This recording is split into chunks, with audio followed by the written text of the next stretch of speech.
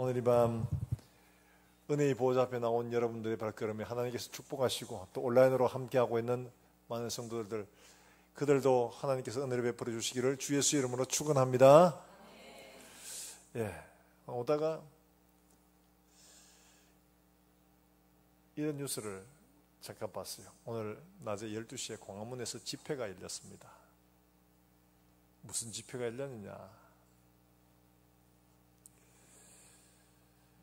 국내에 팔레스타인에서 온 사람들이 모여서 이스라엘 포격 중지해라. 그들은 피해자다. 이런 거죠. 그래서 그 중에 한 200명이 모였는데 그 중에 한 100여 명이 팔레스타인 현지인들이라고 하더라고요. 우리나라에 들어와 있는 사람들도 같이 모이고 집회를 했다고 그러더라고요. 여러 가지 이제 막 그래서 당연히 이제 말들이 생기죠. 야, 왜 남의 나라 와서 시위를 하냐? 너 나라 가서 해라. 막 이러면서 합니다. 지금 그대로 본색이 드러나고 있죠. 무슬림들이 일정 수가 되면 그들의 세력을 규합해서 정치 세력화할 것이고 곧 그 나라를 뒤집어 엎을 다른 모의를 하게 될 것이다. 정치 활동을 하게 될 것이다. 지금 그대로 하고 있습니다. 왜 중동 지역의 이스라엘과 팔레스타인이 싸우는 그 문제에 있어서 우리나라에서 그것도 서울 한복판에서 뭐 옳고 그러다를 이야기를 하면서 그 집회를 한다는 거죠. 근데 이게 이제 점점 더 수가 많아지면 그야말로 자기들끼리 모여서 살게 되면 소위 말해서 한 도시를 점령하는 건 일도 아닙니다. 얘들은 뭐 우리는 뭐 하나 둘 이런 좀 얘들은 뭐 4명 5명씩 일도 아니거든요. 한 세대가 지나면 어쩌면 한 도시를 점령하고 거기에 정치적인 대표까지도 만들어내게 될 겁니다. 그렇게 한 2개, 3개 되면 소위 말해서 정치 집단화가 되는 거죠. 그런 일들이 일어날 수 있는 게 지금 시작되고 있다는 걸 우리에게 보여주고 있는 겁니다. 남의 나라 와서 그렇게 하면 그냥 조용히 그냥 그렇게 안 했으면 좋겠다. 그냥 그렇게 의사표현하고 말지 모여서 집회까지 하고 세력을 규합을 하고 사람들에게 그걸 알리고 동의를 구하고 동조하게 하고 설득하고 이런 일들을 해야 할 일들은 아닌 것 같아요. 근데 거기에 정광훈 씨도 같이 끼어 있더라고요. 정광훈 씨 알죠? 이스라엘은 즉각 포격을 중지하라. 그러면서 참 기가 막힌 일입니다. 이런 일들이 지금 우리 세대에 일어나고 있는데 우리 다음 세대는 두말할 것도 없습니다. 우리나라가 동남아에서 경제를 거의 주무르고 있는 사람들이 있습니다. 화교입니다. 화교. 동남아 곳곳에 다 들어가서 그들의 상권들을 이루고 경제를 주무르는 이런 막강한 힘을 화교들이 가지고 있습니다. 그런데 우리나라에는 유독히 화교들이 힘을 못 쓰고 있습니다. 왜냐? 우리도 60년대, 70년대 이럴 때 화교들이 많이 들어왔습니다. 들어와서 자리를 잡으려고 하는데 그때 박정희 대통령이 외국인 투자 제한법, 부동산 소유에 관한 이런 특별법들을 만들어가지고 외국인들, 특히 화교들 이런 사람들은 몇 평 이상 못 얻는다, 못 가진다. 소유 이런 것들을 제한시켜 버렸습니다. 그러니까 짜장면집 하는데 30평 이상 안 된다 이렇게 30평 이상. 그러니까 짜장면집 30평 가지고 뭘 합니까? 좀 대형화하고 막 이래야지 이게 돈 되는데 30평 되니까 구멍가게밖에 안 되는 거예요. 그러니까 이 사람들이 한국에서 돈 벌 수가 없다 이래가지고 그래가 보따리 사들고 딴 데로 가버린 거예요. 이런 것도 필요하죠. 무슬림들이 들어와서 대책 없이 막 소유를 늘려가고 지금 저기 복현동에 있잖아요. 외국인들 몇 평 이상 소유하지 못한다. 라고 얼마 이상 재산을 가지지 못한다. 정해버리면 저 못 짓습니다. 근데 우리나라는 자유롭게 그냥 누구나 다 가지도록. 민노총이 연대해서 같이 하더라고요. 떠니까 그냥 저들이 한 도시를 묶는 거는 나중에 시간 문제 되겠죠. 경제적인 자유가 있으니까. 우리가 돈 주고 사면 되지 뭐. 사고 해가지고 통째로 사면 어떡할 거야? 막을 방법이 없는데. 그런 좀 강력하고 지혜로운 지도자가 필요한 시대가 된 것 같아요. 그걸 보면서 참, 야, 이게 저 멀리 지구 반대편에 있는 이스라엘과 팔레스타인의 문제가 지금 서울 한복판에서 일어나고 있구나. 무슬림들은 시아파, 수니파 이러면서 서로 간에 막 싸우잖아요. 이란은 시아파, 사우디는 수니파. 자기들끼리도 막 싸웁니다. 지금 그렇게 안 되라는 보장이 지금 저렇게 시위하는데 어디에 있겠습니까? 이런 일들이 안 일어나도록 우리가 깨어있어야 되는 거죠. 정말 기도가 필요하고 정신 차리고 시대를 바라볼 줄 아는 눈도 필요합니다.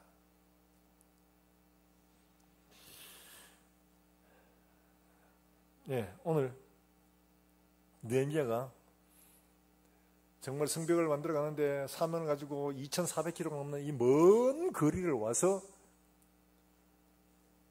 성벽을 건축하는 그 일들을 이루기 전에 지금 페르시아 거기에서 본토에서 기도하고 출발하는 이런 모습들을 보여주고 있죠. 그래서 오늘 제목을 기도하기 전에라고 했는데, 이 성경을 에스라, 느헤미야 이런 일들을 읽다가 앞에 있는 열왕기상하라든지 아니면 이사야서라든지 예레미야서라든지 이런 거 보다가 이거 보면 한 가지 독특한 면이 있습니다. 뭐냐니까 이런 데는 하나님께서 직접적으로 개입하셔가지고 뭘 나타내시거나 표적을 보이시거나 이런 게 나타나지 않는다는 거죠. 오늘 여기도 느헤미야에게 하나님이 막 성령의 감동을 하셔가지고 느헤미야가 막 이래가지고 뭐 기도를 하게 되고 그리고 모세같이 40일을 금식 기도하고 막 이렇게 하면 우와, 하나님이 하셨으니까 이렇게 하는구나 이렇게 되죠. 근데 느헤미야의 기도는 오늘 본문에서 너무 짧습니다. 묵도하고 이게 끝입니다. 묵도하고. 그런데 일들은 너무 잘 풀려가는 거예요. 왜 이렇게 되었을까? 그의 기도가 길게 나오거나 그런 것도 아닙니다. 왕이 요구하는 것만 나오죠. 어떻게 이런 일들이 가능했을까? 우리가 기도하는 걸 우리 입으로만 기도한다고 생각하기 쉽습니다. 기도하는 건 우리 입으로만 하는 게 아니거든요. 기도하기 전에 우리 기도의 자세가 되어야지만이 우리의 기도가 되는데, 우리의 기도와 우리의 삶이 별개로 분리되어 있으면 우리의 기도가 아무리 많이 기도해도 아무런 소용이 없습니다. 짧게 묵도하고 왕에게 나아가서 자기의 필요한 것들을 구하니까 왕이 필요한 것 외에 더하여 더 주는 것을 보게 됩니다. 기도하기 전에 우리가 먼저 갖춰야 할 것들이 있다는 것을 말하고 있는 거고, 기도하기 전에 우리가 먼저 해야 될 일들이 있다는 것을 말씀하고 있죠. 바로 그것을 보여줍니다. 어쩌면 느헤미야는 여기까지 기도해야 되나 이래 싶은 마음이 들 수도 있습니다. 왜냐? 자, 보세요. 고국에 돌아가라. 고레스가 침략 내리고 돌아간 지가 지금 100년이 넘습니다. 이미 3세대가 지났습니다. 4세대입니다. 네 번째 세대. 그쯤 됐죠. 그러니까 지금 말하면 1945년부터 지금 치면 100년도 안 됐잖아요. 근데 우리는 3.1운동의 감격이라든지 이런 흥분은 아무것도 없습니다. 우리 세대에는. 그렇잖아요. 그죠? 꼭 그런 세대라고 생각을 하시면 됩니다. 독립은 아주 옛날에 이루어졌고 지금 우리가 그 열매를 받는데, 옛날에 그때 시문처럼 가죽을 들쳐매고 북을 만들어가지고 선두에서 내가 인경의 종로 인경에다가 내 머리를 깨가지고 이 소식을 알리고 이런 흥분은 없습니다. 그렇죠? 그런 감격조차 없습니다. 그런데 지금 느헤미야도 그쯤 지났단 말이에요. 그런데 자기는 지금 어디에 와 있느냐? 지금 이 소위 말해서 이 나라에서 굉장히 높은 위치에 출세 가도를 달리고 있는 바로 그 상황. 이미 그 앞전에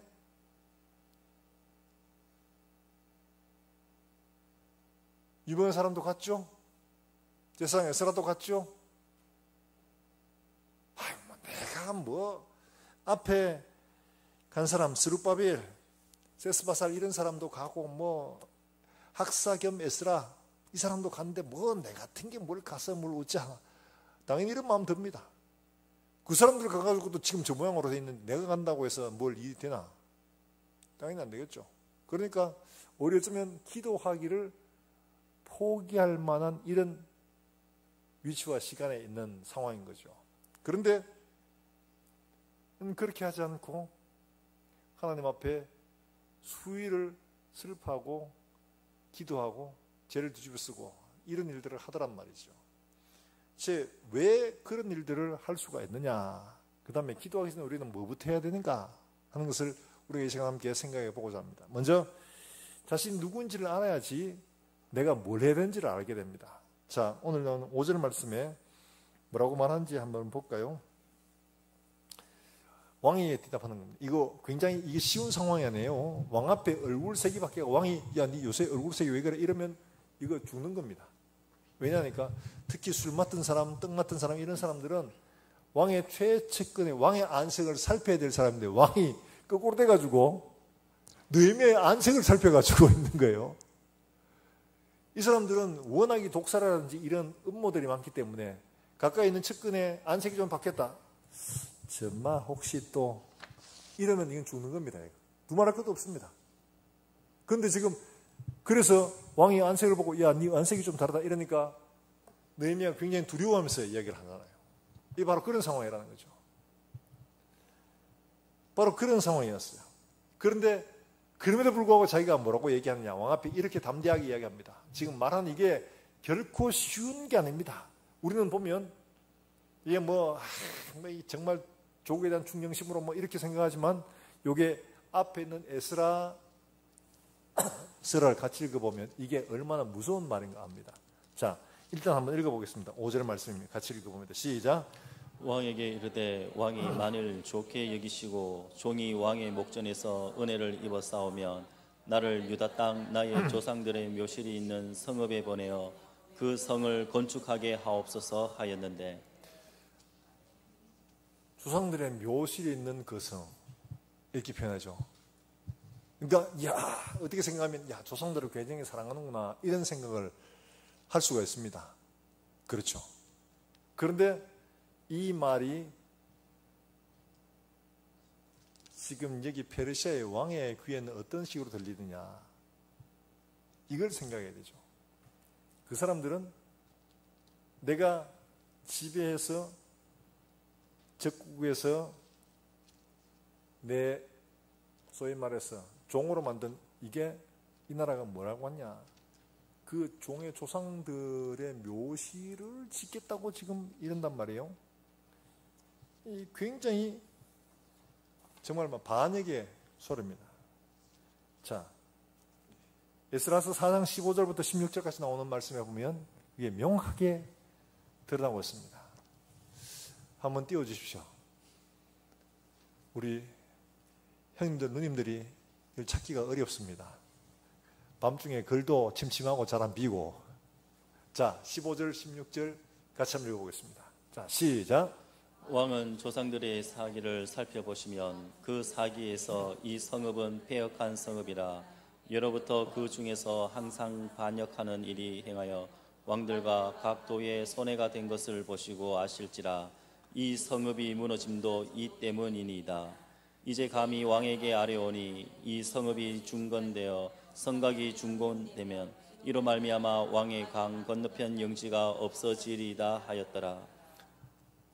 자, 이게 그 당시에 느헤미야가 온 것에 반기를 들고 왕위에 편지를 쓴 사람, 산발락, 도비야, 르훔 심세 이런 사람들입니다. 이 무리들이 왕에게 줘서 편지를 보낸 겁니다. 이게 그러니까 뭐냐? 반역이 하도 심해가 옛날부터 조상들, 우리 선배 왕들이 치를 떨던 곳입니다. 이거 만약에 성을 다시 만들게 되면 또다시 반역이 일어나고 왕의 영지가 하나 없어지게 됩니다. 이렇게 말하는 겁니다. 얘는 한번 찾아보세요. 이러는 거예요. 실제로 한번 찾아보세요. 실록을. 이러고 지금 고발하고 있는 거예요. 자, 이런 상황이면 느헤미야가 당연히 굉장히 두려워. 왕도 야, 이거 진짜 혹시라도 만에 하나라도 스쳐지나가더라도 이건 용납할 수 없는 일입니다. 그렇기 때문에 이런 말을 하는 것은 지금 느헤미야에게는 굉장한 부담이 되는 거죠. 이런 생각들이 당시 지도층에 있었다는 거예요. 바로 그런 이야기입니다. 근데 이걸 감히 왕에게 요구를 한다고? 미친 거 아니야? 이런 생각이 당연히 들죠. 이런 말을 할 수가 없는 겁니다. 그런데 왕이 이걸 요구를 합니다. 야, 내가 어떻게 도와줄까 하니까, 우리 조상들의 묘실이 회파되고 막 지금 성은 무너지고 지금 이렇다는데 어떻게 내가 마음에 근심이 없을 수가 있습니까? 이런 거예요. 이 진짜 당시 상황으로 본다면 죽으려고 약선 건 똑같습니다. 그런데 그런 이야기를 했죠. 자, 이야기는 뭡니까? 자기가 이걸 구하는 거 누구기 때문에? 내가 이스라엘 사람, 약속의 백성, 그 성은 하나님이 도읍으로 세우시게 하시고 하나님이 그 성전을 짓게 하신 바로 그 땅이라는 거예요. 그러니까 하나님이 약속하신 말씀처럼 반드시 내가 돌아오게 할 것이다 라고 어제 봤죠. 약속이 있는 곳이기 때문에 내가 마땅히 구해야 할 건 뭐예요? 이 도성이 하나님의 약속대로 다시 중건되는 그 일들이 내가 해야 될 일이라는 사실들을 자각하고 있는 거죠. 내가 누군지를 아니까 이런 걸 구하는 겁니다. 근데 많은 사람들이 여기에 관심 없습니다. 정말 하나님의 언약을 붙들고 약속을 바라보고 약속의 성취를 믿는 사람만이 구할 수 있는 이야기죠. 이게 무서운 겁니다. 이게 자기 목숨을 걸고 이걸 지금 구하고 있는 거죠. 목숨을 걸고 구하고 있는 거예요. 내가 누군지 알지 못하면 내가 구해야 할 것들을 잘 알지 못합니다. 너희는 먼저 그의 나라와 뭘 구하라고? 그의 의를 구하라. 우린 쉽게 생각하지만 예수님 당시에 성경 뭐 강도라고 종종 나오는 표현들이 있죠. 그 강도가 뭐 사람 돈 뺏는 강도가 아니에요. 이 사람들은 소위 말해서 반역자를 말합니다. 반역자를. 근데 너희는 먼저 그의 나라와 그의 의를 구하라. 그의 나라를 구하라. 이 말 자체부터가 벌써 로마에게는 히스테리한 일입니다. 로마의 권위에 도전하는 어떤 것도 철저하게 뭉개버리는 게 바로 로마의 사관이었어요. 근데 어떻게 이런 이야기를 할 수가 있냐는 거죠. 빌라도도 물었잖아요. 네 나라가 어디 있냐? 예수님이 내 나라는 이 땅에 속한 것이 아니다. 굉장히 두려워했던 일들입니다. 달리 말하면 우리가 마땅히 내가 구해야 할 게 어떤 것인가는 내가 누구인지를 알 때야 가능한 겁니다. 그렇지 않으면 느헤미야가 앞에서 봤다시피 뭘 이걸 구해야 할 이유가 하나 없죠. 지금 여기서 내가 잘 살고 내가 정말 힘을 얻어가지고 내 백성 이스라엘들 인권 보호하고 이들의 이익을 대변해주고 이게 더 현실적으로 맞는 것 같은데 근데 3,000km 떨어진 그곳에 그 무너진 성읍, 그 성전을 세운다고? 이거 죽을러 작정하는 거죠. 내가 어떤 사람이고 내가 뭘 해야 되는지를 아는 사람만 이걸 구하게 되는 겁니다. 자, 우리는 예수 그리스도로 말미암아 죽음의 권세에서 자유케 되어 하나님 나라에 우리가 들어오게 된 겁니다. 그런데 우리가 마땅히 이 나라에 들어와서 구해야 될 건 뭐냐? 예수님 말씀하신 것처럼 너희는 먼저 그의 나라와 그의 의를 구하는 거죠. 예수님이 우리를 살리셨는데 예수님께서 우리를 데리고 가시려고 하는 바로 그 나라를 구하는 게 우리가 마땅히 해야 됩니다. 예수님 때문에 우리가 구원받았기 때문에 예수님께서 데리고 가려고 하는 그 나라를 바라보지 않으면 그 나라를 구할 필요도 없죠. 내가 예수님 때문에 그 나라 백성 되었다는 사실들을 인지하지 못하면 그 나라를 구하지 않습니다. 계속 어디 구합니까? 지금 여기 이 땅의 것을 구하게 됩니다. 이스라엘 백성들이 말씀드렸다시피 이걸 깨닫지 못하니까 어떻게 하냐. 하나님의 나라, 그들은 하나님의 나라, 하나님의 나라, 하나님의 나라, 하나님의 나라 줄기차게 얘기했지만 그들이 꿈꾸는 하나님의 나라는 무엇 나라이냐? 다윗 왕국의 부활이었습니다. 그러다 보니까 헬라에 잡혀 있었어도 168년에 반역을 해가지고 마카비 혁명으로 나라의 독립을 이루고 이게 하나님 나라다. 이게 하나님 나라다. 선포하게 되는 거죠. 사람들이 막 관하고 나귀 타고 들어간 이 마카비가 먼저 했던 겁니다. 예수님이 나중에 했죠. 예수님이 막 뒤에 예루살렘으로 입성할 때 막 사람들이 막 흔들고 호산나 하는 거 이거 앞에 마카비한테 했던 일들입니다.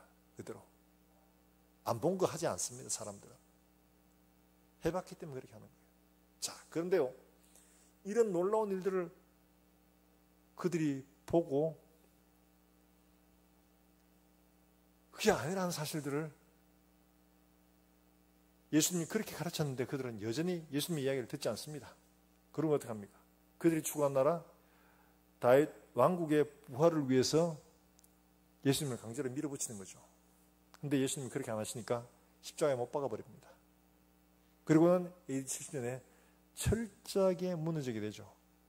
아, 이게 아니었구나. 예수님의 부활과 그로 통한 일들을 경험하면 아, 우리가 잘못 알았구나 해야 되는데 그들은 포기하지 않습니다. 그래서 135년에 또 반란을 일으킵니다. 또 실패합니다. 300년이 넘어서 또 반란을 일으킵니다. 또 실패합니다. 계속해서 이 땅의 하나님 나라만 구하고 있는 거죠. 왜요? 거듭나지 못했으니까. 자기가 누군지를 알지 못하는 거예요. 자기들이 속한 나라는 이 땅에 속한 나라예요. 그러니까 이 땅에 속한 이스라엘의 왕국의 회복을 위해서 분투하고 노력하는데 지금도 그러고 있는 거예요. 지금도 그러고 있는 거예요. 인간의 고집이라는 것이 죄라는 게 얼마나 지긋지긋한지 우리 그대로 보여주고 있습니다. 우리도 예수를 믿는다라고 말을 했지만 우리가 거듭났다고 말을 하지만 지금 우리가 구하는 게 뭐냐? 영원한 하나님의 나라를 구하는 게 아니고 계속해서 우리는 이 땅에 하나님의 왕국들, 눈에 보이는 물리적인 나라, 우리가 그리는, 꿈꾸는, 우리가 바라는 바로 그런 나라를 추구하고 있는 겁니다. 내가 잘 되고 우리 교회 커지고 우리 아들 잘 되고 형통하고 세상에서 유력해지고 하는 바로 이런 당시 사람들이 했던 것과 다를 바 하나도 없는 똑같은 걸 구하고 있는 겁니다.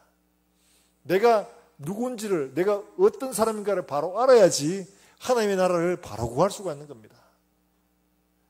자, 예수님께서 뭐라고 말씀하시냐? 요한복음 15장 16절의 말씀 우리 같이 한번 읽어볼까요? 요한복음 15장 16절의 말씀.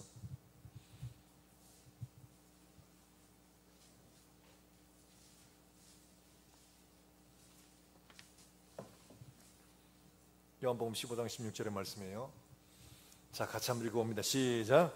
너희가 나를 택한 것이 아니요 내가 너희를 택하여 세웠나니 이는 너희로 가서 열매를 맺게 하고 또 너희 열매가 항상 있게 하여 내 이름으로 아버지께 무엇을 구하든지 다 받게 하려 함이라. 할렐루야. 우리는 이 말씀 딱 보면 어떤 생각부터 하냐? 우리가 하나님 앞에 아무거나 구해도 하나님 다 주시도록 우리를 택하셨단다 이렇게 생각합니다. 내가 너희를 택하였다. 왜? 너희 열매가 풍성하도록 하기 위해서. 이 말은 하나님 나라의 풍성한 열매를 위하여 너희를 불렀고 택하였는데 예수님의 그 뜻을 우리는 이 땅에서 우리가 원하는 대로 하나님이 어떤 것이든 요구한 대로 다 주시려고 부르셨다라고 오해를 하는 겁니다. 그러니까 우리가 구하는 것들이 전부 다 이 땅에 속한 것들밖에 없는 거예요. 사랑하는 여러분들, 하나님은 우리의 삶에 하나님 나라의 풍성한 열매들을 위하여 부르셨고 구하도록 하시는 줄 믿으시기를 주의 이름으로 축원합니다. 주님 분명히 말씀하고 있잖아요. 자, 2017년도에 미국에서 한 아버지가 딸의 심장 소리를 듣기 위하여 4,000km를 작정하고 자전거 여행을 하기로 작정을 하고 한 반 정도 2,000km 조금 넘게 와서 한 사람을 만나게 됩니다.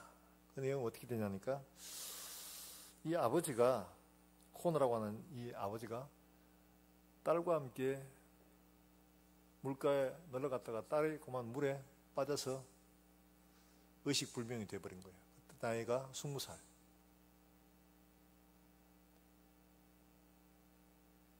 20살 딸 이뻐요, 안 이뻐요? 딸이 없으신 분들은 잘 모를 거예요. 그죠? 딸이 있어보면 어릴 때부터 이렇게 그거 보면 정말 이쁘죠. 그래서 이번에 저 이스라엘에서 그 딸이 납치되어 가는 그 아버지가 호소를 하는 걸 보고 참 마음이 아팠습니다. 내 딸을 무사히 돌려주세요. 그러면서 내가 그 딸을 낳았을 때 얼마나 내가 기뻤는지 모르고 내가 그 딸을 씻기고 먹이고 돌보고 지금까지 내 손으로 그렇게 길렀습니다. 이 딸을 내게서 뺏어가는 것은 내 인생을 뺏어가는 것 같습니다. 그러면서 내 딸을 돌려달라고 호소를 하는데 참 마음이 아프더라고요. 이 딸이 그렇게 뇌수 상태가 됐었을 때 장기 서약을 했기 때문에 장기를 다 기증을 했습니다. 4명의 다 장기를 줬어요. 그리고는 이 아버지가 그 딸이 너무 보고 싶어가지고 이 장기를 받은 사람에게 연락을 해가지고 한번 만나보자 이렇게 했는데 다 거절을 하는 거예요. 딱 한 사람, 딸의 심장을 이식받은 남자 청년 20대 청년이 이렇게 오시라고 만나자고 이렇게 연락이 온 겁니다. 그래서 이 아들을 만나기 위해서 완전 미국을 종단한 거죠. 4,000km를 가야 되는데 한 2,000km 자전거 타고 가는데 거기서 이제 만난 겁니다. 만나서 그 장면이 나오는데요. 참 가슴이 뭉클하더라고요. 청진기를 가져갔어요. 그러니까 이 아버지가 청진기를 귀에 대대고 임자가 셔츠를 탁 이렇게 벗으니까 그 아들의 청진기를 가슴에 대고 딸의 심장 소리를 듣는데 그 심장 소리가 누구 거예요? 딸의 심장이죠. 눈물을 흘리는 거예요. 내 딸이 아직 여기 살아있다면서. 내 딸이 아직 여기 살아있다면서. 그 딸의 심장 소리를 듣고는 건강하게 정말 잘 사시라고 이렇게 부탁을 하고 하는데 이 아들이 그렇게 이 남자가 이제 허락을 하고 했던 그 이유는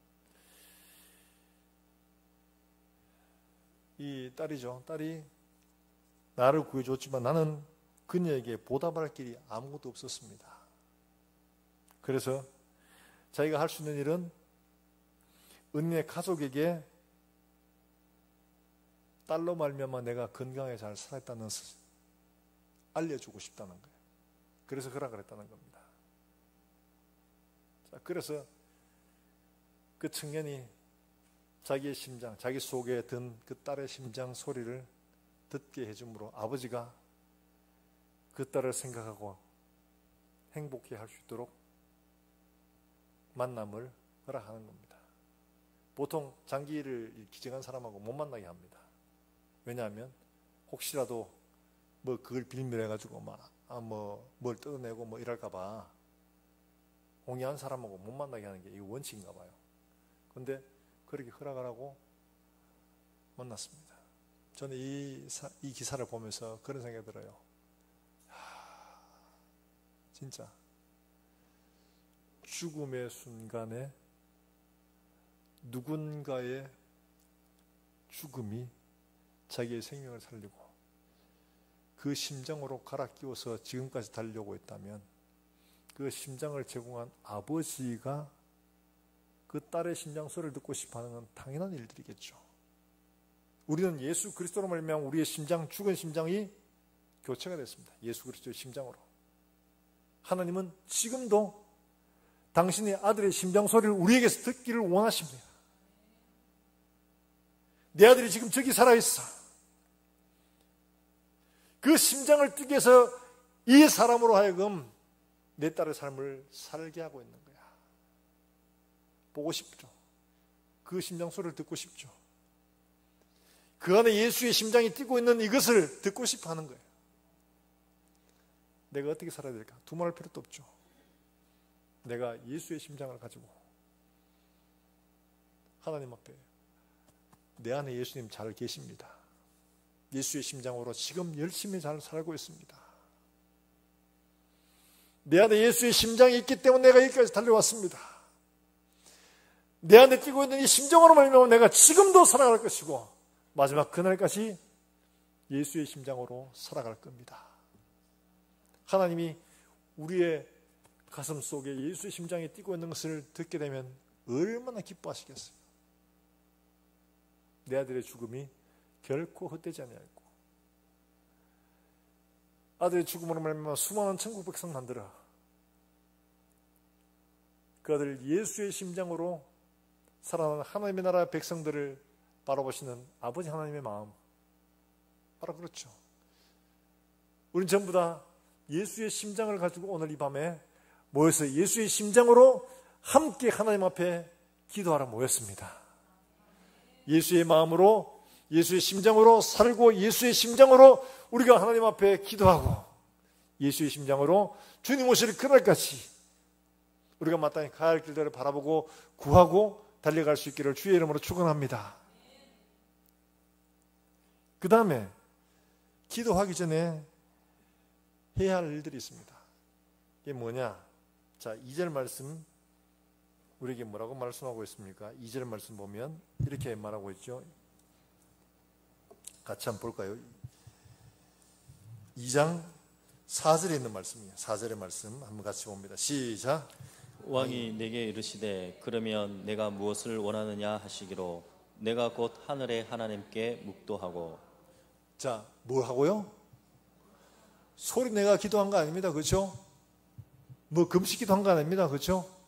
너무 간단하게 표현합니다. 묵도하고 끝입니다. 오래 기도하고 뭐 그거 아니죠. 간단히 짧게 묵도하고 끝이었습니다. 그런데 놀라운 일들이 벌어지죠. 자, 2장 8절 말씀 8절 말씀 9절 말씀 우리 같이 한번 볼까요? 같이 한번 봅니다. 8절에서 9절까지입니다. 시작. 또 왕의 살림 감독 아삽에게 조서를 내리사 그가 성전에 속한 영문의 문과 성곽과 내가 들어갈 집을 위하여 들보로 쓸 제목을 내게 주게 하옵소서 하매 내 하나님의 선한 손이 나를 도우심으로 왕이 허락하고 군대 장관과 마병을 보내어 나와 함께하게 하시기로 내가 강 서쪽에 있는 총독들에게 이르러 왕의 조서를 전하였더니. 예. 2장 9절 말씀 한번 같이 읽어볼까요? 중요한 말씀이거든요. 같이 읽습니다. 시작. 군대 장관과 마병을 보내어 나와 함께하게 하시기로 내가 강 서쪽에 있는 총독들에게 이르러 왕의 조서를 전하였더니. 네. 자, 놀라운 일이죠. 이거 하는데 뭐 이거 좀 필요합니다. 이랬더니만 왕이 조서를 적어가지고 야, 필요한 거 다 도와줘. 그러죠? 그러다가 지금 이 먼 길을 가야 하는 이들을 위해서 마병과 기병과 이런 걸 준비해서 보내줍니다. 이들을 보호하도록. 더하여 준 거죠. 왜 이랬을까요? 이것만 해도 지금 상당히 많은 엄청난 액수입니다. 그런데 여기에 더하여 줘 보내주는 거예요. 왜 이랬을까요? 도대체 왜 그랬을까요? 그가 뭐 금식기도 하고 뭐 소위 말해 신비한 체험을 하고 막 해서 그런 게 아니었어요. 앞에 봤죠? 너무 간단합니다. 하늘의 하나님께 뭐하고? 묵도하고. 물론 그 앞에 우리가 어제 봤던 일장에 있죠. 금식하고 기도하고 했던 일들이 있습니다. 하나, 이 말은 그가 평소에 말로 기도한 것 외에 말이 아닌 기도, 소위 말해서 삶의 기도가 그 왕을 감동할 만큼 살아냈다는 거죠. 바로 그걸 보여주고 있는 겁니다. 우리는 기도회라면 와서 요 시간에 할 수 있으면 10분이라도 더 하도록 설교 좀 줄이고 이게만 집중합니다. 평소에는 새벽 기도도 안 나오는데 여기에만 집중합니다. 그런데 오늘 보니까 전혀 그렇지 않아요. 삶으로의 기도하는 모습들이 보이는 겁니다. 자, 그게 진짜인가? 자, 진짜 그런가? 우리 한번 확인해 볼 필요가 있죠. 성경이 진짜 그렇게 말하고 있는가? 자, 여러분 미가서 말씀을 한번 찾아볼게요. 미가서 6장 6절과 7절 8절인데요. 자, 여러분 찾기 어려우니까 이 시간 다 찾기 그렇고 나중에 그 미가서 6장 6절부터 8절 일어나놓고 여러분 꼭 가서 한번 읽어보십시오. 자, 이렇게 되어 있습니다. 자, 같이 읽어봅니다. 시작. 내가 무엇을 가지고 요 앞에 나아가며 높으신 하나님께 경배할까? 내가 번제물로 1년 된 송아지를 가지고 그 앞에 나아갈까? 여호와께서 천천의 수량이나 만만의 강물 같은 기름을 기뻐하실까? 내 허물을 위하여 내 마다를 내 영혼의 죄로 말미암아 내 몸의 열매를 드릴까? 사람아 주께서 선한 것이 무엇임을 내게 보이셨나니 곧 여호와께서 내게 구하시는 것은 오직 정의를 행하며 인자를 사랑하며 겸손하게 내 하나님과 함께 행하는 것이 아니냐. 하나님이 마다들 천천의 수양과 만만의 강수 같은 기름 이걸 원하시는 게 아니다. 그렇게 말하고 있습니다. 뭘 원하냐? 공의를 행하고 인자를 사랑하고 겸손히 내 하나님과 동행하는 이것이 아니냐. 이렇게 말씀을 하고 있습니다. 자, 이사야에서는 또 어떻게 말하고 있느냐 하니까 이렇게 말합니다. 이사야 58장 4절의 말씀에 이사야 58장 3절과 4절의 말씀에 보면 명확하게 이 일들을 증거하고 있습니다. 이사야 58장 3절과 4절 말씀 3절부터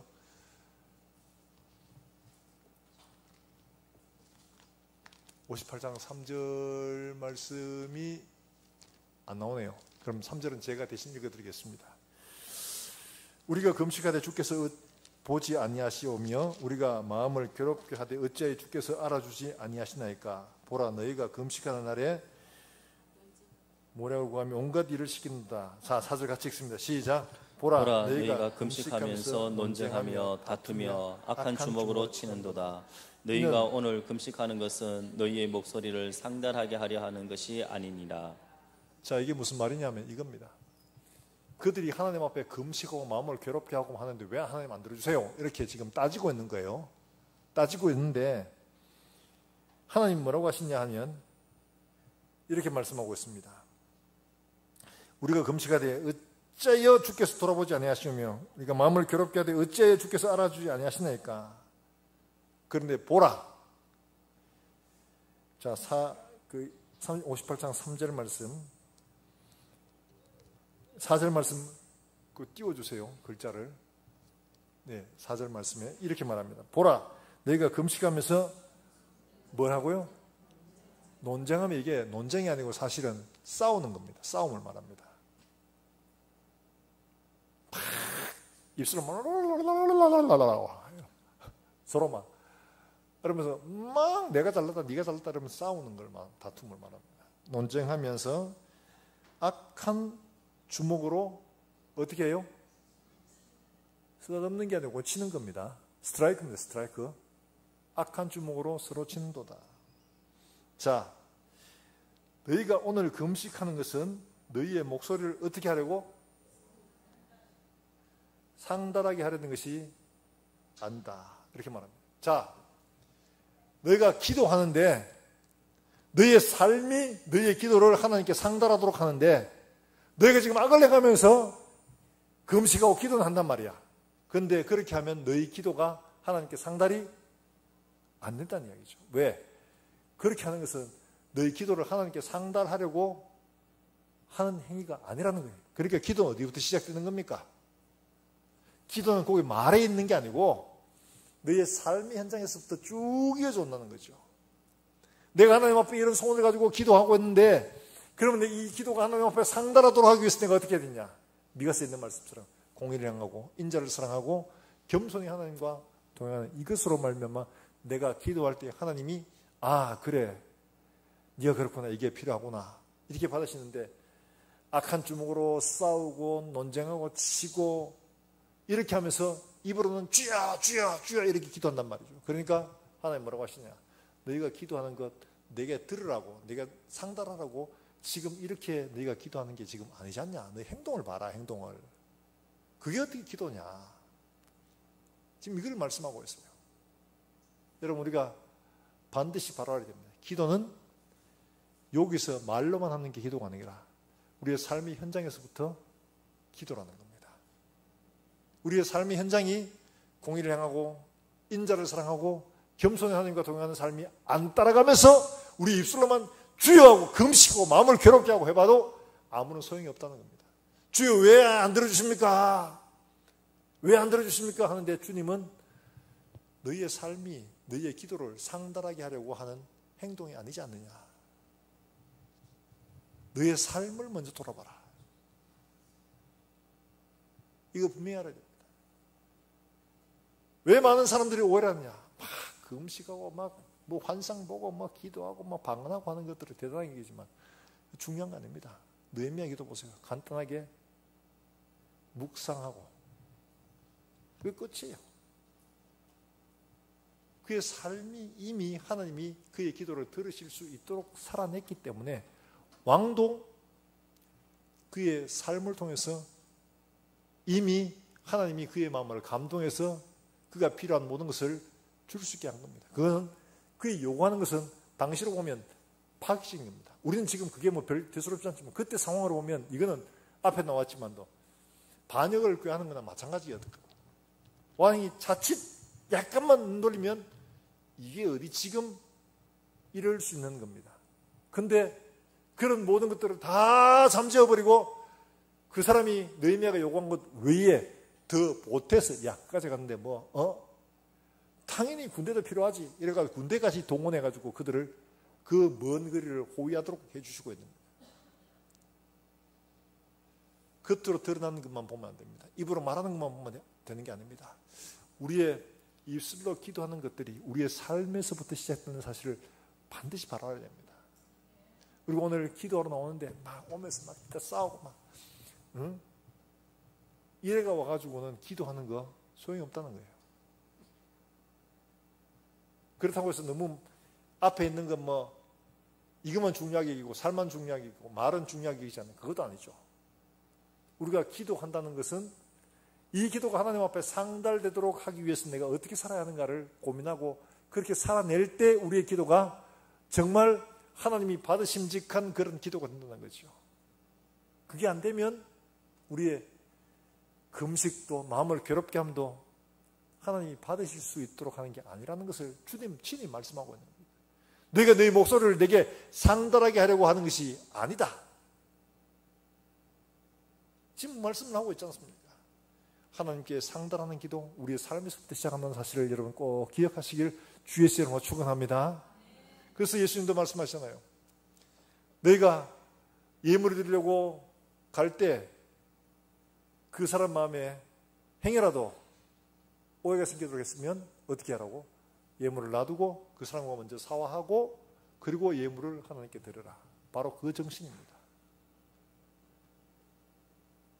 내가 순종하지 않고 내가 복종하지 않고 내가 말씀에 의역하고 하면서 기도 많이 한다고 하나님 아무 상관없습니다. 그거. 자기 수양일 뿐이고 자기 만족일 뿐이라는 거예요. 내 기도 이만큼 했다. 나 기도하는 사람이다. 이거 자랑하려고 하는 것뿐이에요. 자기 만족을 위한 것뿐입니다. 하나님과 아무 관계 없습니다. 하나님이 원하시는 것은 공의를 행하고 인자를 사랑하고 겸손하게 내 하나님과 동행하는 바로 이것이 아니냐. 내가 마음을 괴롭게 하고 괴롭게 하지 않아도 너의 삶이 거룩하고 하나님이 원하시는 삶을 살아내면 너의 기도가 하나님 앞에 상달된다. 근데 어느 정도냐?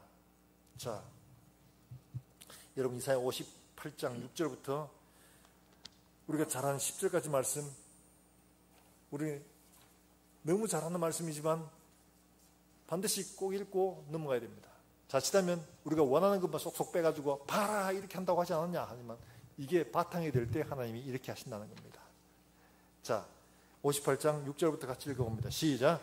내가 기뻐하는 금식은 흉악의 결박을 풀어주며 명예의 줄을 끌어주며 압제당하는 자를 자유하게 하며 모든 명예를 꺾는 것이 아니겠느냐. 또 줄인 자에게 내 양식을 나누어 주며 유리한 국민을 집에 들이며 헐벗은 자를 보면 입히며 또 내 권력을 피하여 스스로 숨지 아니하는 것이 아니겠느냐. 그리하면 내 빛이 새벽같이 비칠 것이며 내 치유가 급속할 것이며 내 공의가 내 앞에 행하고 여호와의 영광이 내 뒤에 보이하리니 내가 부를 때에는 나 여호와가 응답하겠고 내가 부르짖을 때에 내가 여기 있다 하리라. 만일 내가 너희 중에서 명예와 손가락질과 허망한 말을 제하여 버리고 줄인 자에게 내 심정이 동하며 괴로워하는 자의 심정을 만족하게 하면 내 빛이 흑암 중에서 떠올라 내 어둠이 낮과 같이 될 것이며 7절 여호와가 너를 항상 인도하여 메마른 곳에서도 내 영혼을 만족하게 하며 내 뼈를 견고하게 하리니 너는 물된 동상 같겠고 물이 끊어지지 아니하는 샘 같을 것이라. 할렐루야. 우리는 뒤에 요 부분만 좋아합니다. 물된 동상 같겠고 물이 끊어지지 않는 샘 같을 것이라. 요것만 좋아합니다. 앞에는 다 빠져먹죠. 앞에는 삶은 빠져먹고 요 뒤에 것만 좋아합니다. 근데 주님 뭐라고 하십니까? 앞에 삶이 될 때에 내가 부를 때 내가 여기 있다 말하고 내 말이 끝나기 전에 내가 응답할 것이다. 뒤에 안 봤습니다만 그렇게 나옵니다. 내가 부르기 전에 응답하겠고 내 말이 끝나기 전에 내가 이루겠다. 약속하고 있는 겁니다. 우리는 앞에 건 빼버리고 말만 생각하고 있는 거예요. 요것만. 앞에 있는 이 삶이 먼저 따라갈 때 하나님이 내가 부르기 전에 내가 응답하겠고 내 말이 마치기 전에 내가 이루리라. 그리고 너로 무슨 동산? 우방랜드. 너로 뭐 같다고? 물된 동산 같겠고 물이 끊어지지 않는 샘 같을 것이라. 할렐루야. 이런 복을 받는 우리 모든 성도들이 되시길 주의 이름으로 축원합니다. 우리 모든 성도들의 가정마다 삶이 정말 하나님이 복 주시며 주님 이름 부르기 전에 우리 집사님들 주여 하기 전에 알았어 내가 다 들었어 이미. 아버지 예수님의 이름으로 기도한데 벌써 응답이 이루어졌어. 이런 거예요. 이런 물된 동상 같고 물이 끊어지지 않는 동상 같은 우리 모든 성도들의 삶이 되기를 주의 이름으로 축복합니다. 오늘 우리가 기도할 때도 역시 마찬가지로 그래요. 하나님이 우리의 기도가 시작할 때 이미 응답하시고 우리의 말이 마치기 전에 이루시는 은혜가 우리의 삶에서부터 시작해서 우리의 입술로 최종적으로 결론이 나는 겁니다. 우리가 이런 삶을 살아야지 되는 거죠. 느헤미야가 바로 그걸 보여줍니다. 묵도하고 돌아서가 이야기하는데 그것도 다 해주잖아요. 뭐 그런 것도 없어요. 묵도 간단히 하고 이야기했더니만은 왕이 아유 그것가 되겠어 이러면서 군대를 요청하지도 않았는데 군대까지 보내주고 있는 겁니다. 필요한 것 내가 다 해주라 할게. 혹시 시비 거는 거 있으면 다 이름 적어와. 내가 절단해줄게. 지금 왕이 지금 이러고 있는 거예요. 조서를 써가지고. 말씀하신 그대로입니다. 이사야서에서 말씀하신 그대로. 사랑하는 여러분들, 정말 이런 우리 모든 성도들의 기도가 되고 여러분들의 구함이 되고 여러분들의 가정이 되시기를 주 예수의 이름으로 축복합니다.